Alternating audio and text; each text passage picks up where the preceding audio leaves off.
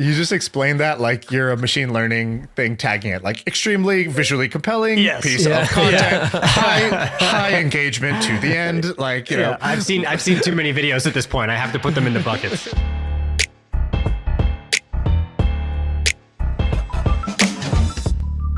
Colin and Samir, do you guys know what you're getting into? Do you know what this is at all? I thought this was a podcast about procurement. Oh, all right. Isn't this You're up to speed. right, he's a fan. He's a super fan. I love it. Is that not what this podcast is about? Yeah, it's all about office supplies. I don't even know how to say the word procurement. Yeah. Once you get around us, you that word becomes a problem. Right. And Ben is the systems integrations guy, right? Yeah, exactly. Dude, you know what's got it. Yeah. And so give y'all's story. So I kind of know a little bit of it, but let's assume people listening to this don't know it, which is my way of saying I kind of only half know it. But give me y'all's story. Yeah. So I'm Samir, by the way. This is my voice if you're listening. I graduated college in 2011, and I went to school to study film and digital media. And I grew up in LA, so I was like really into the film business. I wanted to be a storyteller. I wanted to find a way to, become a filmmaker. And that was a really challenging thing. By the way, you look Indian. solve. So how did you swing this? I'm going to be a filmmaker. Well, he's good looking though too. I mean, he looks like an LA person. I know, but I'm saying the parents don't care about that. No, you're right. I mean, I remember the moment when I called my mom and I was like, I'm not going to be a business major. I'm going to be a film major. And it was a scary moment, I think, for them. But I was a bad high school student. I was not good in high school. I was just not good in college. I didn't do homework. I was not someone who really lived up to the standard of what it was to be an Indian kid. Whereas my brother was student body president. He became a lawyer. Like he followed more of a traditional path. I think they had noticed that I was so unconventional that it was like, all right, at this point, do whatever. But my dad's also really unconventional. He's an entrepreneur. He's a fashion designer. Like he's different. So I think there was a bit of like, okay, I mean, you seem confident, figure it out. And so for me, when I graduated school, I had an issue with being someone who wasn't good in school. Like I wasn't great at like being an employee. That was really hard for me. I worked as an editor on a film called Ides of March in Hollywood, and I just didn't like it. I didn't like doing a single task. I didn't like doing, one thing. And I had become aware of YouTube primarily because I was up in Northern California in college and was really fascinated by it. So I felt like I had all the tools to just upload a video and just make something. And the subject matter that I picked was the community that I was a part of. When I grew up, I grew up playing the sport of lacrosse. I played lacrosse in college, and I decided to spin up a YouTube channel called the Lacrosse Network. And that is the origin of my first upload onto YouTube, really, outside of like student films. And at the same time, Colin was uploading a series or uploaded a trailer for a series about the Colorado club lacrosse team. I'll let him pick up from there, but this is in 2011, just for frame of reference. Let me jump in with one thing. I've seen a video where you said something dope, Colin. You go, my first video only had, I don't know what you said, like 100 views or 1,000 views. You're like, but Samir was one of them. And that one view changed my life, because then you guys ended up joining forces. You guys do a bunch of cool shit. Fast forward to today, you guys got this like pretty baller YouTube channel. And this is like, you get to do the thing you want to do. You get to like, I don't know. If I could do anything, I'd probably be like a professional basketball player. That'd be like the peak of like getting to play and like be super successful at the same time. But I feel like the second best thing might be being a YouTuber. And so like, I love that idea though, that like, okay, I only had 100 views or I only had 1,000 views, but like that one view one of those views changed my life. I thought that was like an amazing little like nugget. Yeah, I think for me, it was a real lesson in community. Probably unlike Samir, I actually was a really dedicated student, almost probably to a fault. And so when I finally had this experience in college of, buying a camera and being a little bit more of a creative, putting out my first video, which was about the lacrosse team, having it not necessarily be a huge success, but, it did connect me with all of these like-minded people. One of which was Samir. He sent me an email that day basically saying, if you're going to be making these videos, even though you just started, why don't you put them out on my network? Because I'm trying to aggregate tons of people who are fans of the sport. So, from that point on, I was like, I don't even care about my past education. I am so interested now in just telling stories and having it connect with people. But that didn't, the lacrosse network, that was like kind of a failure, right? Like it got you to like a certain point and then you're like, shit, this isn't going to pay the bills. Is because people, right? Yeah, I think it definitely didn't pay our bills in the first 3 years, right? It was something that was not a failure, but yeah, I mean, like long story short, we sold the company in 2014, which was really positive. So that was a success for us. But the pathway to get there was really challenging because there was no business model really surrounding YouTube in 2011, 2012. When we tried to get advertisers, no one even understood that spending money on YouTube was a reasonable thing to do. That was like the only way people could understand us was a video production company. So what we did to make money is we did creative jobs for people, like service jobs. Okay, yeah, well, you've seen that we can make pretty good videos online. We can make you a video. Or we even did even more creative odd jobs. We made websites for people. We designed stickers for one company. It was just kind of like, oh, these guys are like creative internet people. So if we have a creative internet task, we'll ask them to do it. And then what was beneficial to us was that YouTube, the company, was very interested in what we were doing. And they basically came to me and they said, if you can secure live rights, we'll really get behind you because we're trying to explore live sports on YouTube. And that's what I did. I got rights to high school games first, then college games. Then we eventually distributed pro games and figured out how to acquire live rights and get YouTube behind us. And that kind of grew our profile and got us to the point where we got acquired by a sports media company. And a lot of that, I would say it was an acqui-hire, to be very clear. Like the benefit of that was that, there was cash exchange for our company, but really the majority was in, we had salaries and stock, and we got to actually have like very comfortable, stable jobs pursuing YouTube and exploring not only, there's a company called Whistle. Yeah. Okay. So by the way, I want to say something here. YouTube started in 2005, something like that. Yeah. And you guys are saying it was 2010, 2011, and you're like, it really wasn't like a well-trodden path of like, be a YouTuber, make money doing this. This can be like a business and this can be the platform, versus the way you guys use it was kind of like, it's kind of our portfolio and we'll get some clients from this and it'll be a launch pad. Maybe we'll get picked up by somebody else bigger, like real traditional media that will pay us. That's kind of crazy, right? That's like 6 years into the game. And that's why, just to make a point about, like, let's say crypto right now, it's like these things take a long time before they become a thing, before it's like what YouTube is today, where it's like obvious now that you could be a YouTuber, you can make a bunch of money, you could be Mr. Beast, whatever. It's still not even obvious if you ask I don't think me. it's that obvious. Yeah. I don't think it's that obvious. Well, at least there's examples. Now, there's examples. But like I watch YouTube on my Apple TV, and that's TV to me. Most people only teens do that, and like I'm the old guy. Most people I don't think do it like that. But I think I think it's still pretty like not a thing yet. I do think if you take a step back and look at it, it operates exactly like most media companies, and that's like if you just take business models from the past, like how the radio operated, or even how television operated, like any media company, a magazine, like that's how YouTube operates too. There's a really unique version of advertising when it comes to YouTube, in that we are uploading and the platform will actually pay us without us having to interface with clients, without us having to build a media kit, without us having to pitch anyone, which I think it causes creators to not fully understand the business they're in, because they don't have to pick up the phone and sell their audience to someone or sell what they're doing to a client if they're primarily based on the AdSense that YouTube's giving you. When we were first starting out, AdSense was absolutely insignificant because our audience was extremely niche.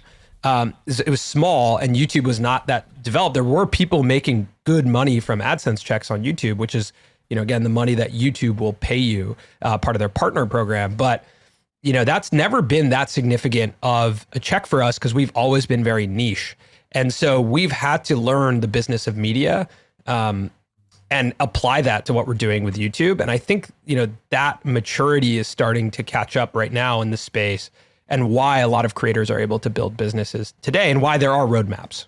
And fast forward to now, you have the Lacrosse Network's no longer the focus. It's the Colin and Samir show, and it's basically it's a YouTube channel. You have hundreds of thousands of subscribers, and you kind of talk about like creator economy stuff, but I think that's a little bit niche, but like it's a little bit more than that. But you've got these like really highly produced interviews that you do with people, but then you also have all these like clips, and you do this thing where you're sitting in your car and you like give analysis of like different videos and why they're going viral. But you do, it seems like you do a little bit more than that. I watch it all the time.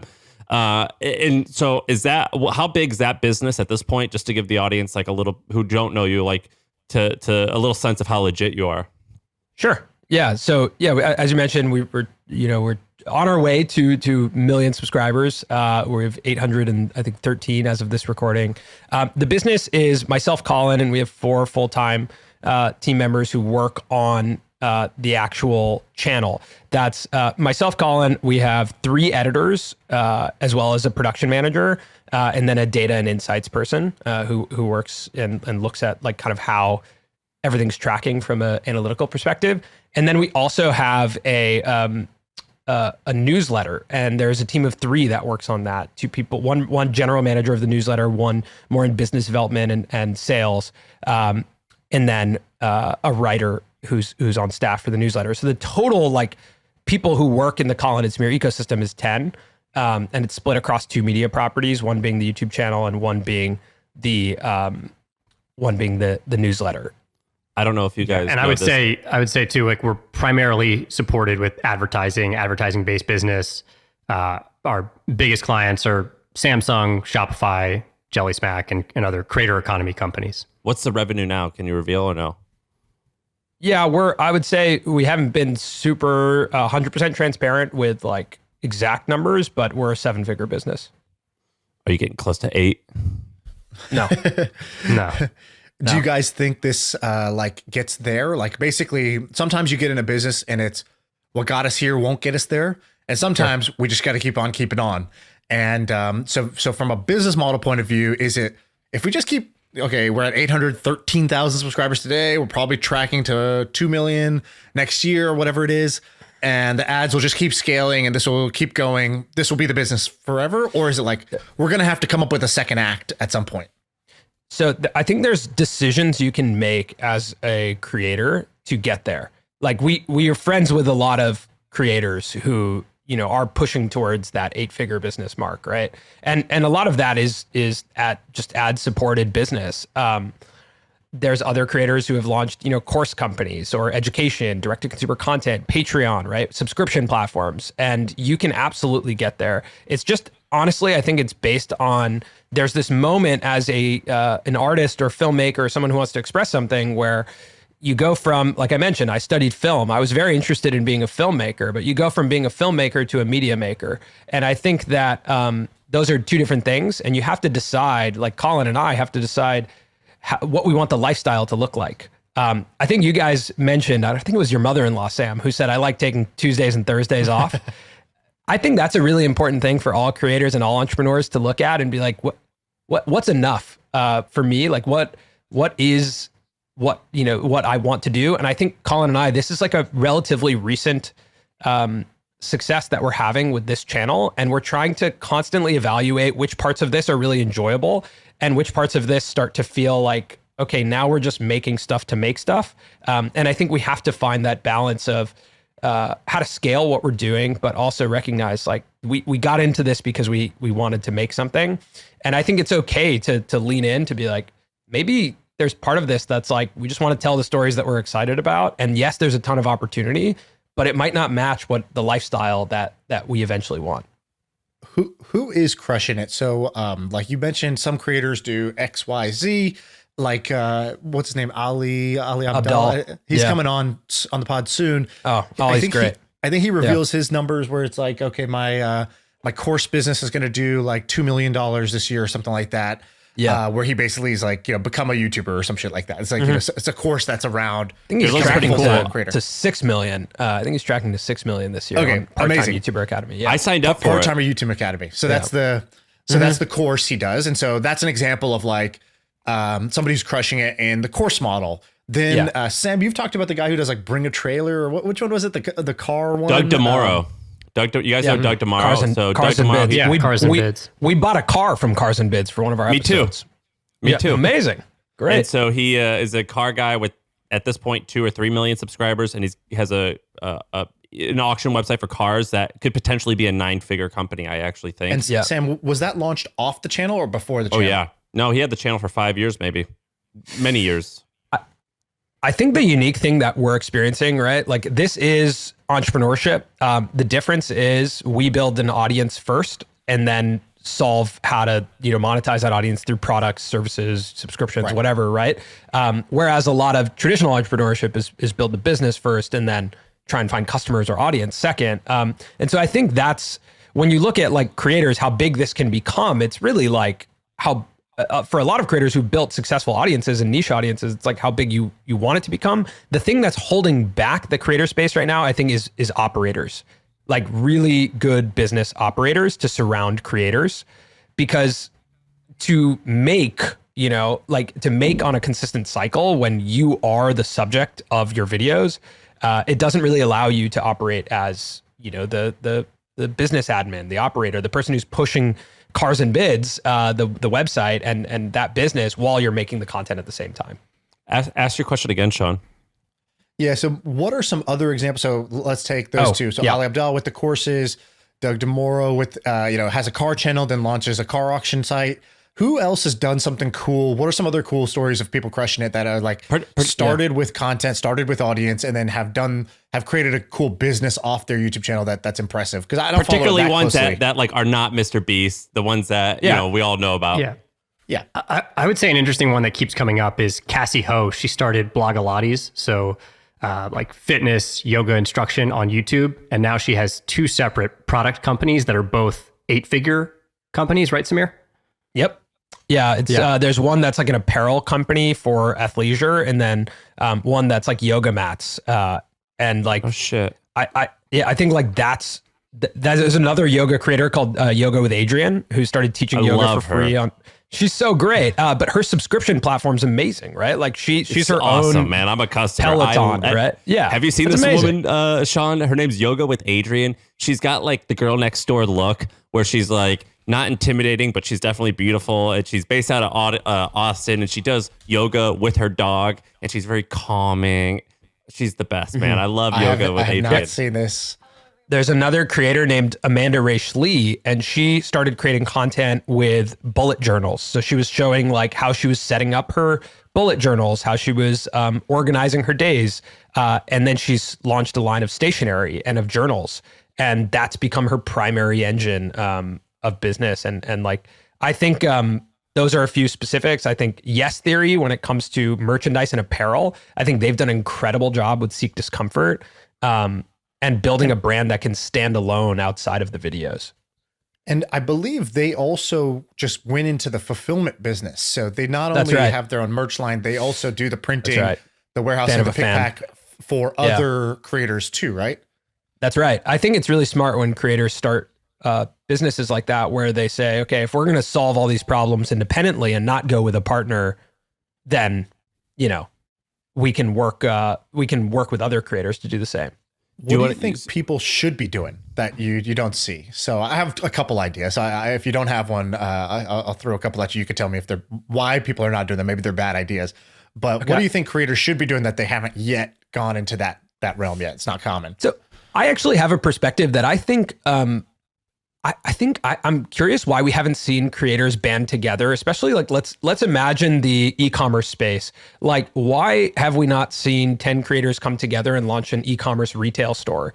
Like that to me, where they can bring a ton of traffic to it and pair together, and all their audiences are maybe on one brand.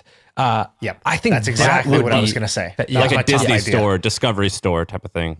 100%, or even like one singular brand. It's happening with this brand called Cloak in like kind of the gaming world, but like, why not just if every creator had a piece of this one apparel brand? Like, couldn't you make the next big apparel brand, or could you make the next Urban Outfitters if Emma Chamberlain plus 5 creators came together and made a retail store? I feel like specifically in beauty and fashion and cosmetics, like there's such an opportunity to band together and have one brand, because there are so many like standalone cosmetic brands for a singular creator. But It can really happen in any, like in gaming. This was I always thought this should happen in gaming. So my company got acquired by Twitch. So when I was there, I was looking at like, okay, what are these creators doing? One brand that stood out was there's a brand called G Fuel. I don't know if you guys have heard of it. It's very like gaming niche, but like basically, Sam, I don't know if you've heard of this. It's like I don't know what it's like a Red Bull. It's sort of like an energy drink. But a G Fuel as in gamer fuel. So it's like, oh, this will be, give you energy, help you stay focused when you're at those long gaming sessions or whatever. What was in it? And I don't know, it looks like a Gatorade. Who knows what's in it? Like, and the guy who started it, he's like this absolute like 50-year-old bro. Like he's like 55 and just like jacked to the gills. And you're like, oh wow, this is like, I don't know what's happening in this company, but I don't want to drink this. But like what would happen is they were like, oh, dude, these Twitch stars have influence, but the traditional brands aren't going to them. They're going to Instagram and YouTubers first. So he went to them and he was like, hey, I'll make a flavor for Dr. Disrespect. I'll make a flavor for Ninja. I'll make a flavor for each one of these. And you'll have your own shaker that you'll like kind of promote that has like your brand on it. And like he had these, like he got like 9 of them to be like the sponsored athletes basically. And they grew pretty big. I don't know what they were doing exactly. If I remember correctly, it was definitely over 20 million. It might be over 50 million in sales that they were doing just off of like kind of this one real niche channel. And what I thought about was like, and then each of the individual creators was doing their own thing. Like Ninja made a mouse, a gaming mouse, and then somebody else made another like a coffee or a stimulant or whatever. Mm-hmm. And I was thinking the same thing. If these guys just got together and the 10 big ones got together and they just launched a gaming accessories thing, like the best keyboard, the best mouse, the best whatever, like they would be selling hundreds of millions a year if they like put their powers together, Captain Planet style. I think that goes back to like the lack of operators in the space right now. And I think it's starting to catch up, but I do think that, there's a lot of short-term revenue to be had. And that's really exciting. And there's a lot of, there's like quick cash to be made in our space that I think now it's probably just happening where you're starting to look at these longer term. And there, like you said, there's more roadmaps, of course, Mr. Beast is, in my opinion, singular. Like he's not, there's not going to be more, of him, but you can look at some of the stuff he's doing with, Feastables is interesting, or even Logan Paul, and they made Prime instead of partnering. Like that's interesting, and they how's that partnered going together. I'm not positive. From what they say, it's going well. So that's I think that's all we know. I'm not positive. I will say it tastes great. We bought it here, and it's like a fantastic drink, but I have absolutely no idea how the business is going. I would say too, it seems like he's following the Beats by Dre trajectory of making sure to get it in the hands of celebrities and famous people with his podcast. Anytime he has someone on, they have Prime in their hand or they try it and they like Seems it. like a good strategy. Yeah. When you guys got to, how long did it take to get to 800,000? I think at least 4 years, right, Cole? At least 4 or 5 years. I mean, probably 4 years to get to 200, and then 1 year from 200 to 800. Yeah. So let's take this journey. One second, Sam. I got a question on this. So if we strip away hard work and talent, because let's say those are like core ingredients that you guys have, but like every journey has like inflection points, like something where something just broke your way, or you realized something before others did, or like the one thing went viral and that kind of helped step you up to another level. Because like if I go to the channel today, I see the top thing is like a video with interview with Mr. Beast has 10 million views, right? And I'm like, how the hell did they get Mr. Beast? Like that's a big pull. Yeah, that was a great interview. So what were the things that were like, besides hard work and consistency and talent, what made you guys grow and what made it work? How do you get to 1 million subscribers and Mr. Beast doing an interview with you guys? My first answer is time and market. I think like we've been in this market for 10 years, and that has introduced us to a lot of people that have created opportunity for us as we started to grow, right? Like Jimmy shot us a message. Jimmy is Mr. Beast. He shot us a message when we made a video a couple of years ago, and he was like, that was a cool video. And we struck up a relationship, and we started talking about YouTube because we were both really into it, and authentically into it. And that created a situation that, when we got to a point where we had an interview show or a talk show, we had a relationship with him such that we could fly out, get access in North Carolina to his new facility. And like, he was excited to be on our platform, and we had that relationship. And I think even when I think about an inflection point for our business prior to that was when we, really weren't catching that much traction from a sponsorship perspective, but we had made some connections to the point that Samsung was looking for creators to partner with on like year-long ambassadorship deals. And our names were up there because of the relationships we had created in the market. So I would say the fact that we just stuck in it for 10 years has introduced us to people that created opportunity. As I would say, we are late learners, and we've like figuring out YouTube took a really long time for us. But as we figured it out, we were in a position where we had enough relationship that, our first couple interviews are like Marquez Brownlee, Mr. Beast. Like we were able to have these creators on who we had developed relationships with prior that now fit into a format that we had landed on. And collaboration on YouTube is like, that's how you grow. Dude, time and market. Time and market is an awesome way. That's an awesome phrase. I've actually never heard that before. Time and market is a great way, just because typically Char and I would just say like, well, I'm just like in the mix. And I was just like, I've been doing it for a while. But time and market is a far more like formulaic way to look at it. People used to use it for investing, right? Like Buffett, I think, said, instead of timing the market, what matters is time and market. And it sounds pretty similar for what you guys are talking about. So I would add too that it's time in underserved market, because the reason that Jimmy or Mr. Beast even reached out to us is because no one was really talking about creators or about the YouTube space for a long period of time. And we continued to talk about it while no one really was giving it the time of day. So I feel like it's not that we were just in the market, it's that we picked an underserved community. And so we happened to be that place where creators could turn. That's in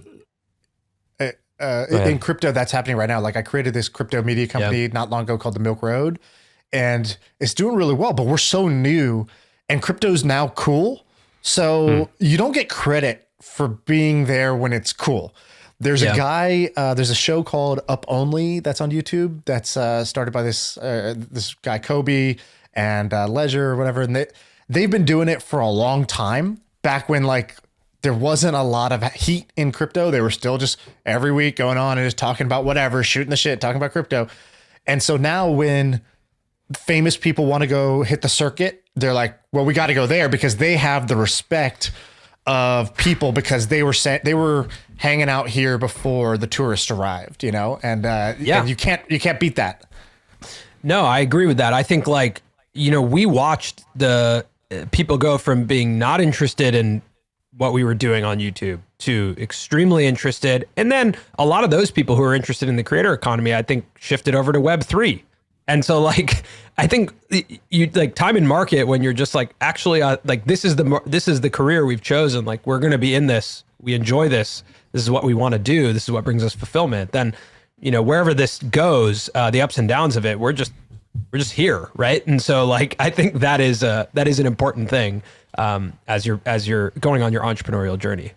So right now, Shaan and I have a really like our podcast is doing great. We're like a podcast that sometimes it's posted on YouTube and so podcast numbers are first, but we've each toyed around the idea of like, maybe we should give this YouTube thing a try. Like maybe like separately, like in our own, like our, like, like we'll pick a niche and go at it. And I've thought about it, but I'm like, I'm not ready to go. Whenever I'm going to do it, I'm going to go all in on it and like maybe hire someone to help me do it. Can you give me and Shaan some advice on like, look, here's like here's like the table stakes in order to get to 100 or 200,000 subscribers inside 6 or 12 months. Here's like the absolute minimum, and keep in mind, like assume that budget. This isn't for most people. Assume that budget is no big deal. Like we're willing to spend money. Yeah. So here's something that I think is really important is like you're creating a video podcast. So in your mind, the thought is there's not much marginal cost in posting this video to YouTube. We're producing a video and audio right now. There is not marginal production cost. There is marginal distribution cost. You're going to have to spend time thinking about how to distribute this show on YouTube and how that differs from audio.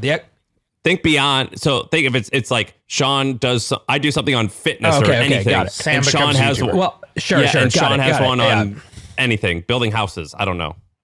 Yeah, I think like you do need to go all in. You need to understand the audience that you're serving, and most importantly, you need to understand packaging and what works on YouTube from a search perspective, and what works on YouTube from a click-through rate perspective.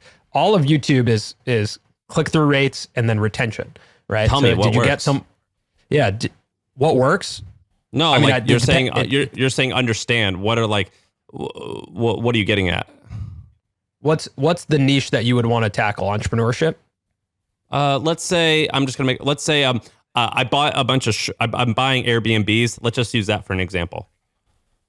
Short-term rentals. Buying Airbnbs. And, short-term rentals. Yeah. So I think like you would want to go long from a packaging perspective on basically how to make money through Airbnb rentals, right? So maybe you would create a series that's like $0 to $1 million in revenue on Airbnb rentals, episode 1, right? And it's and I wouldn't title it like that, but like, Call, I don't know if you have ideas on titles, but I think brainstorming titles would be our first step from an audience perspective, because you're trying to transform people to understand how they can do the same thing, correct?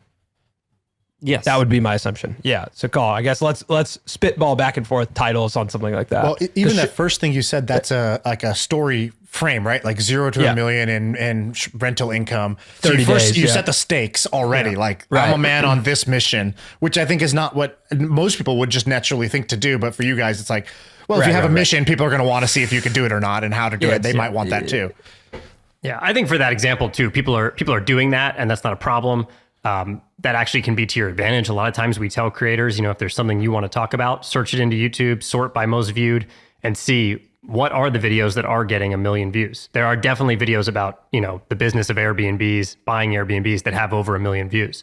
So I think that's a good place to start in your journey, is like, what's currently working, and then what are those videos about? Like, I think the key for you would be, how can I actually make sure that when I get this title thumbnail that's pretty sensational about making a certain amount of money or, converting some house or something like that, how can my video actually meet the expectation of the person who clicks? That it's not maybe you just sitting down talking about it retroactively, but, maybe it is a video that took you 2 months to make or 3 months. Who knows, but it's got to match that expectation and be actually impressive. I think probably packaging it around like, I made $1 million on Airbnb in 30, let's cut the stakes to 30 days. And basically over the next 30 days, you're going to track how you went from not making any money on Airbnb to even like, how do you make money on Airbnb? So I think that's the packaging you'd have to fall into, and then you'd have to meet that expectation. Like, you'd actually have to do that. And then I would think about like, where are people currently getting Airbnb education outside of YouTube? Are there places that are actually really popular where those communities already hang out, where if you made your video, you could seed it to them, or it would be a success if they started talking about it and sharing it organically? What would your think early about team where be? On the internet do they exist? What would your early team be? Would you have just an editor, someone filming you? Would you have a thumbnail maker? What would your skeleton bare bones team be? For you, I think if you said that like money's no option, right? That's not really just for the sake of argument, yes. Yeah, I would hire a thumbnail designer who is part YouTube strategist. Most thumbnail designers have a lot of YouTube strategy in them as well, because they're so linked. So yeah, I would recommend trying to find someone who really deeply understands packaging and has seen things that work. I'm going to read some titles, and maybe you guys can guess the viewership in this exact category. How to make your first $1 million on Airbnb. I would think that's over 1 million. Good. Yeah. 900 views. 900? Yep. You can make $1 million per year on Airbnb in 2022 with the U in all caps. Oh, I hate that probably has views, but I'm going to say low. I'm going to hope and pray it's low. Is it low? 18,000. Okay. How much What's money that my considered, low or Airbnb? medium? I would say that's medium. How much money my Airbnb made in its first month? High. That one crushed it. That's probably Shelby Church. Is that Shelby Church? That's Shelby Church. 235,000 views, right? So I think already through that exercise, you're starting to understand. I watched that video, by the way. That's how I know. It was a great awesome. video. I love her. Do you know who Shelby is, Shaan? No. She's Dude, been you on gotta our get with show. it. She's great. Yeah, she's amazing. Shelby Church is amazing. But I think like that's where do that exercise in packaging. Like just go through all those, and then the ones that are not working, upgrade the titles yourself. Be like, what was wrong with that title? What was wrong with that framing? Did that not match the expectation? And then for Shelby, like what was right about that? That framing is really great. How much money my Airbnb made in its first month? Great framing. Me and Shaan talked to this woman named Rebecca. Shaan, what was her last name? Rebecca Z. She's got Zamarolo or something like that. She's got like across all of her things, maybe 10 or 15 million subscribers. She makes content for like 12-year-olds, not like little kids, but 10 and 12-year-olds where it's like plays and stuff. And I was asking her, I was like, man, she was like, yeah, like we got to like 1 million subscribers pretty quickly. I think like within a year or 2 years. And I was like, that's amazing. How'd you what was the thing? And she was explaining it to me and I was like, okay, so basically what you're telling me is that you just like quit your job and like you just made this like your 9 to 5 and you just focused on it. And she was like, yeah, like no one else treated this like a job. And this was like, I'm at the office at 9, I'm working until 6, 7, 8, 9, 10 sometimes, but I'm showing up every single day and I'm just like, I'm working. And versus most people, they're just kind of like dicking around. It's like, oh, I'll get to it when I get to it. Yeah, and I think studying as well, like really being a student of the platform, like that took 5 minutes to look at some of the top performing in that category and dissect what you thought was good, bad, what worked, what didn't work. I think you have to do that first. It's like market research. I can't find this client info. Have you heard of HubSpot? HubSpot is a CRM platform, so it shares its data across every application. Every team can stay aligned. No out-of-sync spreadsheets or dueling databases. HubSpot. Grow better. Is there a good tool that shows you search volumes on YouTube? So you could do this with Google search. You can figure out how many people are searching for these keywords. Can you do that within YouTube? Mm-hmm. Yeah, there's a tool called vidIQ that you can use. There's we do it on Google a lot because again, like Google and YouTube are obviously connected, right? So it's what do you mean on Google? People are searching it like Google Trends, keyword tracker, Google Search Trends. Just Google Trends. That's all you use. Yeah, we'll use Google Trends to track like, okay, is this keyword better than this keyword, or are people searching this more than this? But on YouTube specifically, we do use vidIQ sometimes. It'll tell you like how competitive maybe that keyword is. Is there a lot of search traffic on YouTube for that? And it'll also show you the top videos for that keyword. So if you go into vidIQ and you type in Airbnb, you're going to start to see like, okay, what are the trending videos in this category? What's working? What's not working? What are the thumbnails that are working? And do you guys like vidIQ is a great example of as you guys try to be successful on YouTube, you're like, this is I wish it was easier to do this type of research and not just see what's popular, but how competitive it is and just quickly show me the top videos in that thing, right? So vidIQ becomes this piece of software that you guys might pay for, is useful to you guys. What are some tools or things you guys wish existed? I know this is a little bit of a hard question, but like there's, I don't know, hundreds of thousands of entrepreneurs who listen to this that will like hear that and be like, oh, I could build that. I could build something like that where you guys aren't going to have the time to build it necessarily. But what are some opportunities you see that could serve YouTube creators? The two things I wish existed when we first started and that I still think there's opportunities for are LegalZoom for creators and TurboTax for creators. And I know those two things exist for entrepreneurs, but something with a more creator lens. And I know there's people starting these now, but I think those are really helpful, especially on the tax side. I think a lot of creators because you just have this influx of freelancers essentially who are now starting to like, it goes really fast from, okay, I made a little bit of money on YouTube to, okay, wait a second, what do I do now? Now I just made a ton of money on YouTube. So I think some of that would be really helpful of, the back end business side is what you need the most help with. If you're into it, like if you go 9 to 5 into YouTube, you're going to figure it out. If you're really into it, you're going to figure out your niche, your category, how to find audience. Time and market, baby.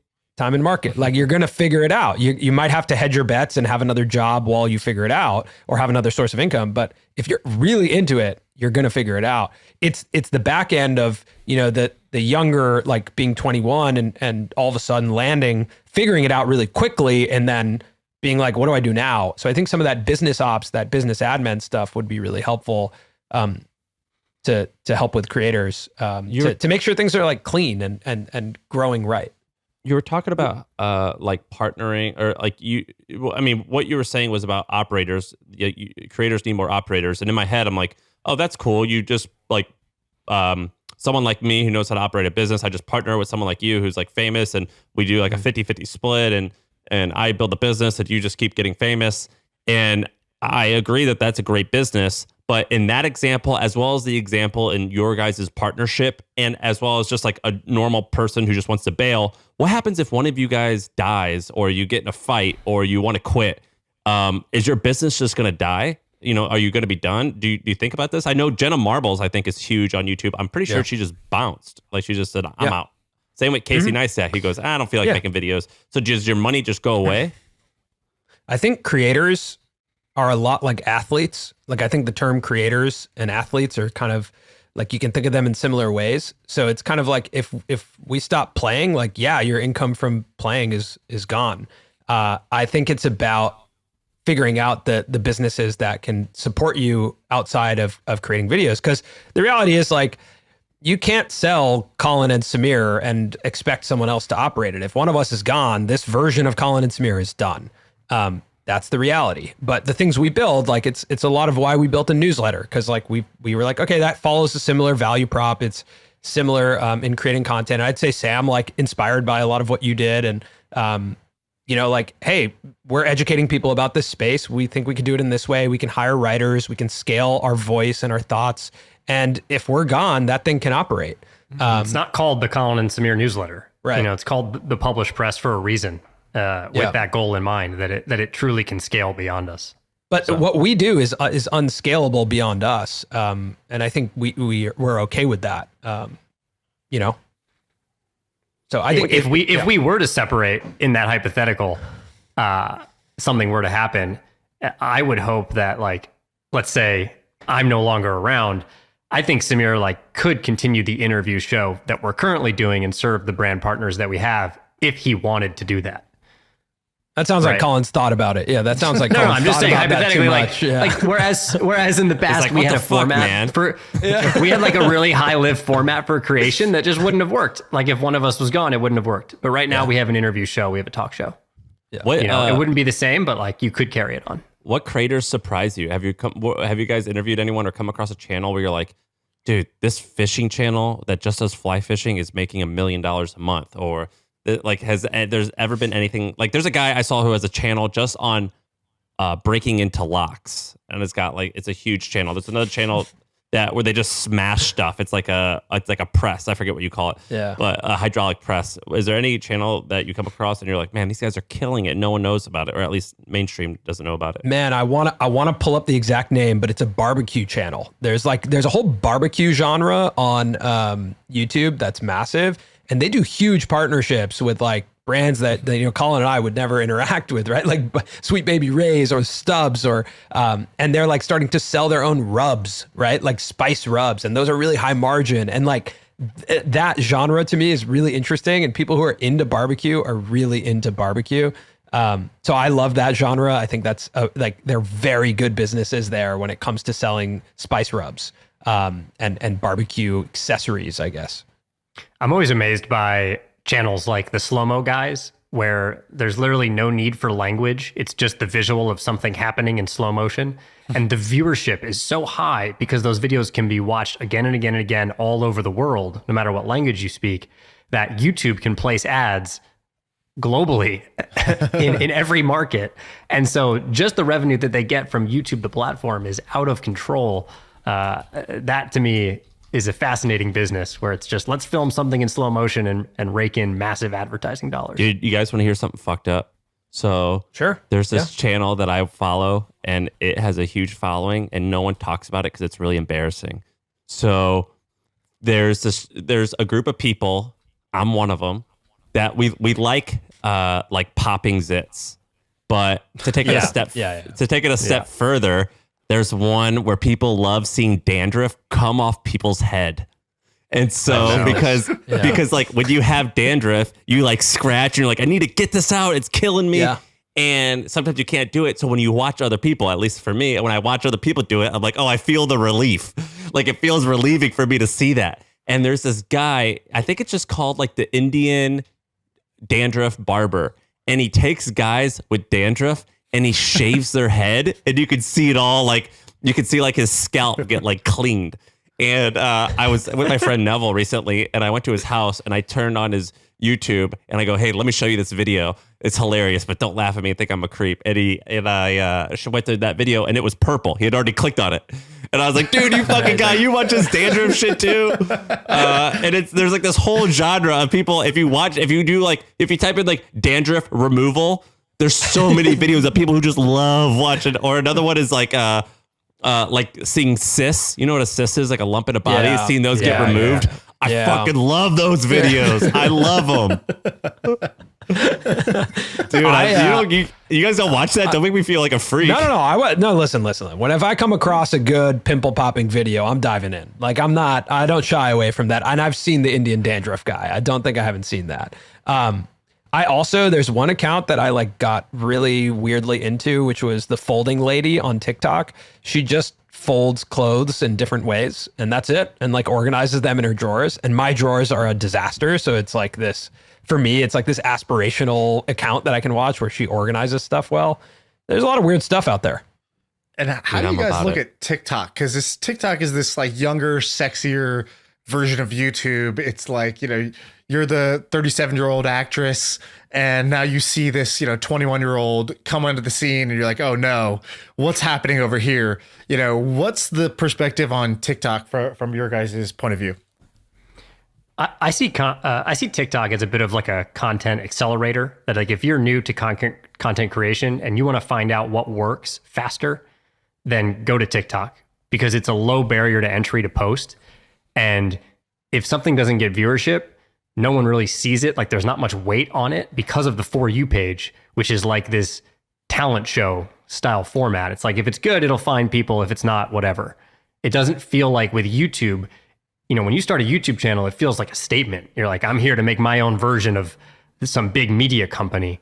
And, that is there for all of time. Every time you pivot, every time you make a bad video, it's just sitting there in your library. Whereas TikTok, it's like, it's not as much weight on it. So just move fast, put something out. And I think it's a great place to find audience. I don't know if it's a great place to monetize that audience, though, I would say. I think a big reason for that is because it's like the closest thing to a lean back experience, right? Like you just turn it on and you say, whatever's on the For You page, like it's really good at finding content that's good for me. I might not go in there and search for a creator. That's like not really a behavior that I think a lot of people do. It's just like, you feed me whatever's good here. So let's say you take out the top creators on TikTok, like the absolute top creators. All of our TikTok experience wouldn't be changed that much. Like it would still find content that's interesting to us. So it's actually not a great place for creators. It's a great place for content. It's not a great place for creators to build relationships with their fans. That's why most TikTok creators move to YouTube to build that. They can build like longer lasting, more depth with their audience. They can build a library of content that, accrues viewership over time. It's where like you would, if you're serious about the career, I think you'd move to YouTube. TikTok, you're there. Like TikTok is the creator. You're putting content into their system. So I think that's an important distinction between the two. So it sounds like you guys are not as bullish on TikTok. Like I've kind of thought about, like, I'll give you an example. I put out a tweet the other day, Sam. I don't know if you saw that. You did see it. You called the guy an idiot, and you were like, "This guy's an idiot. You should hire him." I put out a tweet being like, "Hey, I just want to hire a great content creator because." Are we talking about the milkman here? Yeah, exactly. Yeah. Okay, I saw it. So this guy, I tweeted out this thing saying, "I'm hiring a content creator. You just got to be great at content, and we have distribution. We'll help you accelerate here." And for the Milk Road, and I get this tweet back yesterday that's like, for those who haven't seen it, it's on my Twitter. You can go find it. But it's this, I don't know. Colin, you tell me. I thought it was amazing, but maybe it's just because it's about our thing. Was it amazing to you guys as it was to me? I think that's an extremely visual, compelling piece of content with in a format where I have to watch to the end.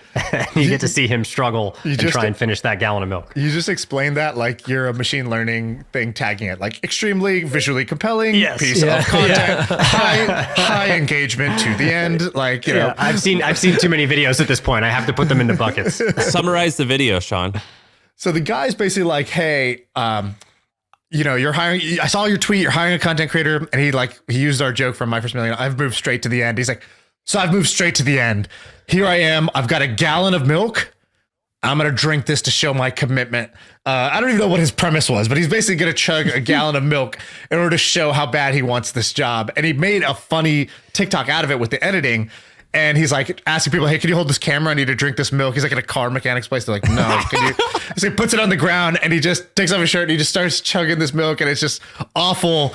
And then he's like, has little cuts in between where he's like, why couldn't they have called it the juice road? Because he's like, having to drink milk and like, just little funny bits like that. And he finishes it, he celebrates, he pours the milk all over his head at the end and he's like, whatever, he sends that over. So I hired him. So I tweeted out, I was like, this is amazing. You're hired. I just talked to him on the phone before this. And he's like, all right, like, what's the game plan? And I was like, well, I think the first thing we got to do is we got to pick the channel we want to be on, because I think the platform will dictate what content works on that platform. And so like I have a buddy, Steve Bartlett, who says this, which is like, you need to hack the algorithm. Like you need to understand what the algorithm wants, and then you have to be able to serve it to them if you want to grow like faster than normal. And so we were debating, like, should we start on YouTube or should we start on TikTok? And in my head, I'm like, I use both. I love both products, but TikTok does definitely feel like I don't know. It just feels like the growing wave compared to where YouTube is. And so I'm like, I guess if you're starting fresh, you would just start on the platform that's like more of a growing wave and like try to make it happen over there. Though. But that was the downside is even if we get viral growth from it, like those people may never see us or hear from us again because it's just the way that TikTok works. So that's why I was like, I don't know. I'm not sure about this bet here. Which one should we go for? Your guys' perspective sounds like it'd lean more towards YouTube. Is that right? Well, how I much would say the opposite. Yeah, I would say the opposite. Go ahead, Cole. Yeah, I was going to say, I don't think you have to pick and choose necessarily, because let's say you're going to commit to short form vertical content, which obviously you would put on TikTok. Right. Shorts. You could post that. Yes, you could post the same thing on YouTube Shorts, as well as on Reels maybe, and like, keep that up for a certain amount of time and see what takes off. Because you may find yourself in a situation where YouTube Shorts takes off and all of a sudden people are subscribing to your YouTube channel for Shorts. And then if you wanted to transition to a long form video, you have a home for it. And that's a place where you could build a deeper connection. On TikTok, you don't really have that option right now. A long form YouTube video, I would say, like that's the highest barrier to entry when it comes to content. So I think short form vertical is the lowest, is a lower barrier to entry, not the lowest. Like a tweet is probably the lowest barrier to entry. But like that is, you want to take more shots to figure out your format, your style. It might take 100 videos to be like, actually, that's our format. That one works. Or maybe you figured it out and this guy's just got to chug milk every day until you guys, get enough users. But like, I think that's what it is. It's format development, and you need a lot of shots on goal to Can I tell you my first assignment I gave him? Yeah, sure. I was like, all right, here's the first thing. Man on the street style interview, where you go, like you've seen this on late night shows where you go and you just stop somebody in Times Square. You're like, hey, Bo, do you know about this? And then they give you some goofy answer. You cut them together. I said, go outside of a strip club and ask strippers if we're in a recession.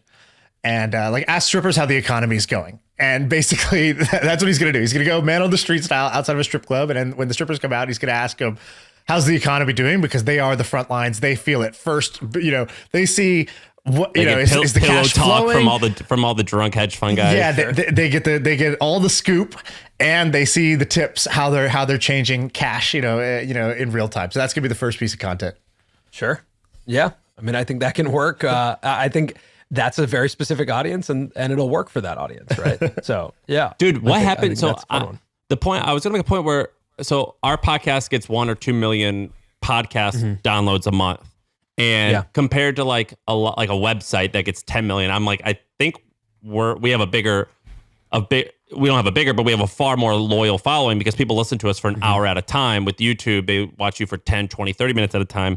And I was going to say, I would have thought that you guys had 1 or 2 million-ish downloads a month, views a month. I'm looking at your stats on Social Blade. You were at like 1 million a month every month, 800, 400, 500. And then all of a sudden you got to like 27, 28, 42 million a month. What the hell happened? Is that from Shorts? That's a lot from Shorts, but Shorts propelled the other content.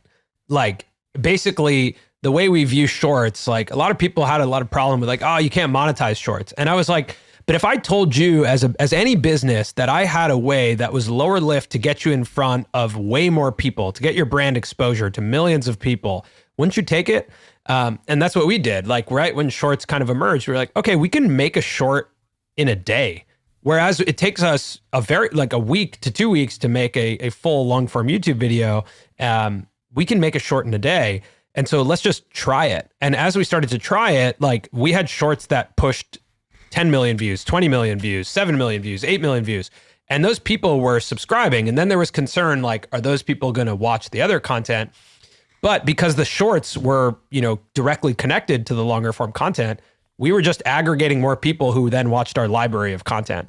So it worked for us. And that has fluctuated too. I think we're back to, like right now, I think we're in like the 9-10 million views a month range on the channel. And shorts are not like as big of a factor. We're not putting out as many shorts, but a lot more people are watching our library now. And that is what YouTube is. Like you're building a library of content that, our Mr. Beast interview, for example, you mentioned it, it's pushing 11 million views right now, but in the first month it did 1 million views. So, you look at now it'll be a year in September, it'll probably have 12, 13 million views. And so it's about this library, building a piece of content that can be viewed over the next year or 2 years, 5 years. And when you do that, it does have, this compounding effect, especially when shorts are added to the equation as an accelerant. We had a short go viral recently, and it's Shaan explaining who like one of the Ball brothers is, and I don't pay attention to any of that, any sports. Sure. And all the guys, I just randomly clicked on the comments, and they're all like, "These fucking guys are idiots!" Like he doesn't know anything about Lamar Ball. I forget who it is, Shaan, but it's the dad, Lamar Ball. Yeah. And you're like explaining this, and people are just ripping us on the short comments, or maybe I think that's how you went viral, really. Yeah. Like whenever any of our videos hit that mass scale, that's when the comments sort of turn, and it's kind of a good sign in a way. It's just what happens. Yeah, there's one. So we did this clip contest for the podcast. So we're like, hey, we'll take any of our content. You own a channel, so you make your own TikTok channel, your own shorts channel, and cut these clips. And basically, we just want our clips out there. So we're kind of doing it different than most, where you guys want to build your specific channels. We're like, you can call your thing My First Million Clips or whatever, and go ham with the content. You own that. We just want distribution. And we give out a prize for whoever like does the best job each month of cutting it. And people have like, so the first winner, they had a few million views on their like TikTok channel or whatever. And we paid them the $5,000, prize for our thing, but they've actually turned that into a business for other podcasts. And that business will do like $1 million in revenue this year as like a, pretty young kid. Then with this one, just yesterday, somebody said, "Oh, here's the clip that's gotten 1.2 million views." And it's this clip from an interview we did with this guy, Neil Patel. And he's talking about how he spends like 180 grand a month. That's his like monthly lifestyle burn rate. And the title of it is like billionaire explains how he spends 180 grand a month. And like the guy's not a billionaire, but like doesn't matter. Like the kid who's running this channel is probably like, fuck it, that's gonna do better. Then the top comments are like, oh, like that's Neil Patel. He's not a billionaire. And then like this guy's like egging it on. He's like question mark. And that's his only response instead of being like, oh yeah, sorry, that's a mistake. Sure. And then somebody else says, who is this guy? And he just he writes, the founder of Google? Question mark. And then there's 100 comments being like, that's not the founder of Google. And I was who is this genius that's hacking the engagement by putting dumb comments as the creator just to get people riled up so that this, the algorithm sees that this video has a ton of engagement in it. I mean, we've played around with that a bit. That's definitely something that creators do. We've misspelled words sometimes in our subtitles. We've we had a short where we interviewed the chief business officer of YouTube, Robert Kinsel, and the short begins like we interviewed the head of business at YouTube. And we said we interviewed the head of YouTube at business, and just kept moving on. And like people rewatched it so many times to be like, wait, what did they say? So like, I think there's a lot of fun ways to play with that and play with the audience. And we would never do that. Me and Sam would not like do that. Like now we wouldn't do that. But this person who's doing this has nothing to lose, so they're of course gonna like just crank the dial up to level 12 of like spamminess, because they're like, well, who cares? It's not my brand. It's not my content. Yeah, why not? Yeah. I think like your Drake steak short, like that piece. There's definitely a short there, right? Like that was really fascinating. You could tell that in a really concise, like one clip bit. Like that was really interesting that you guys, what you guys talked about. And I think like that was one of your better thumbnails too, I would say, that came across my recommended. Like, but the challenge there is that your timestamp at 100 or an hour 24, I think like anyone's expectation might be like, wait, is that an hour 24 on Drake and Steak? And then, there might be an opportunity to just say, hey, can we just clip out the part that was about that? And then, lead people to watch the full thing or listen to the full thing on audio feeds. The guys who edit the podcast, I think they also edit the YouTube. So, hey guys, you hear that? Do it, please. Yeah, I think that's your opportunity. Is like, hey, it's actually 8 minutes on the Drake Steak situation, right? And that was your best thumbnail, I think. Like that caught my attention. That made me curious. So yeah. Well, dudes, thanks for coming on. This is sick. I've been listening to you or watching you guys for a while. It's really awesome that you came on, and it's awesome that you knew about the pod. So that was really cool, and we appreciate it. This is great. And of course, thanks me for and having Shaan, us. we've both ran newsletter companies. So you've been helpful with us for new videos. If you ever want to shoot the shit about newsletters, we got you. Man, That'd be awesome. Absolutely. Yeah, definitely. We definitely want to learn. Let's do it. Right on, Thank guys. you. Cool. All right.